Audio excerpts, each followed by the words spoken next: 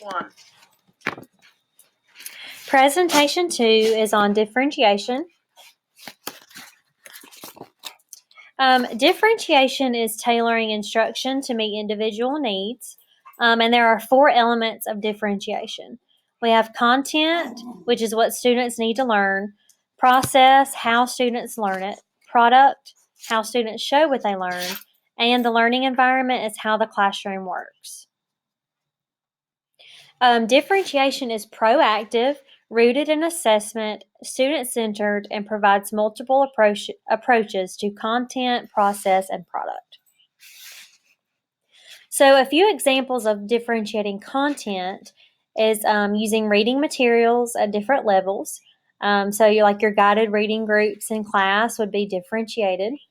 Putting text materials on tape instead of making students read books who can't read, having them hear the books and follow along.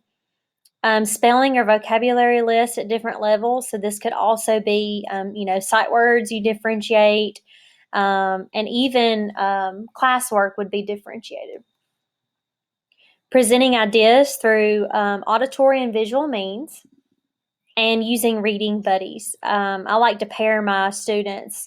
I call them peanut butter jelly partners. And then one partner is a little bit higher to help the lower partner, and then the lower partner has someone to help them. A few examples of differentiating process would be using tiered activities, providing interest centers that encourage students to explore, developing a personal agenda, manipulatives or hands-on supports, and varying length of time to complete assignments. Examples of differentiating products would be giving students options of how to express their learning, using rubrics, allowing students to work alone in small groups or ability groups, encouraging students to create their own product assignment, and choice boards.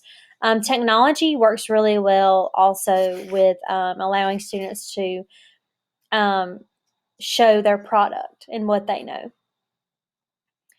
I like to talk about Carol Ann Tomlinson. She's the first one that comes to mind with differentiation. I did a project on her last semester when I was doing my master's. So her interests would be curriculum and instruction for struggling and advanced learners. So it's important to remember you're not just differentiating for lower learners, but you're also having to push your higher learners as well. Effective instruction in heterogeneous setting, and encouraging creative and critical thinking. Here are a few of her quotes that I liked. Differentiation means giving students multiple options for taking in information, so it's extremely important to use as an educator.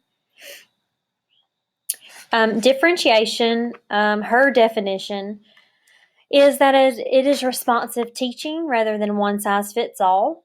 Teachers plan to what students need to learn, how they will learn it, and how they will show what they learn. It's proactive, like I said, rooted in assessment, student-centered, and provides multiple approaches. So the teacher role is no longer traditional. Tomlinson provides general guidelines to make differentiation possible.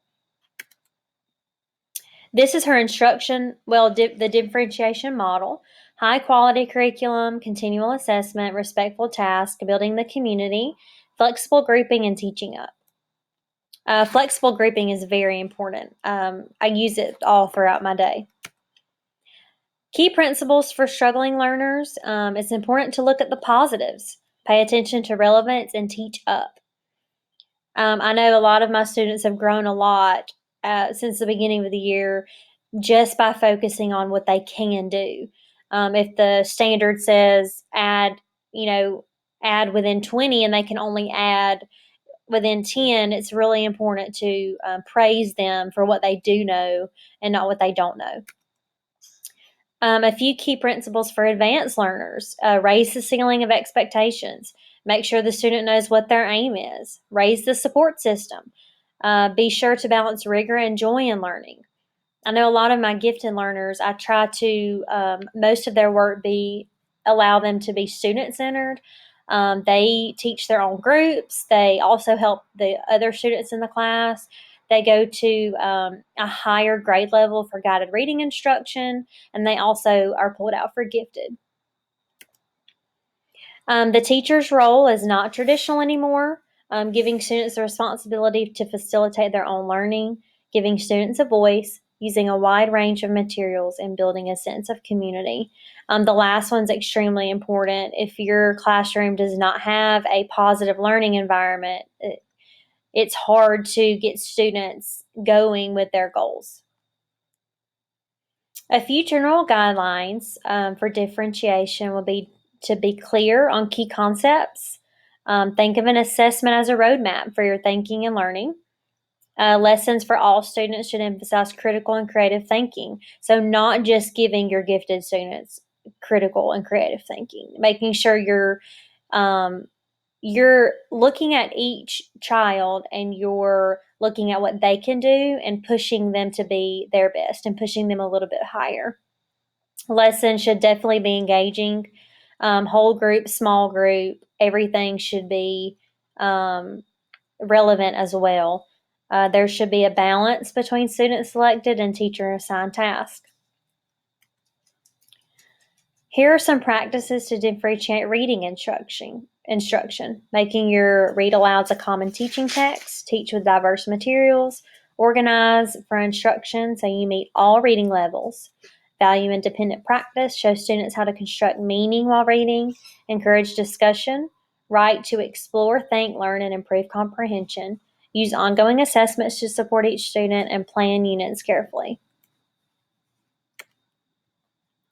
And these are just a few pictures of how differentiation works.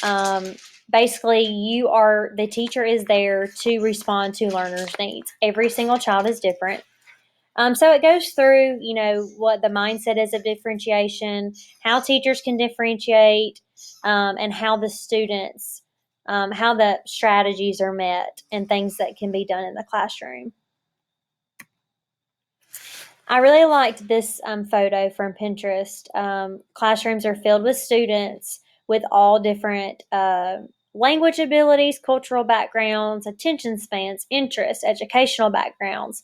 They come from a different home. Every student, things may be relevant to one student and not the other. So it's important to look at everyone's learning ability. And these are my references.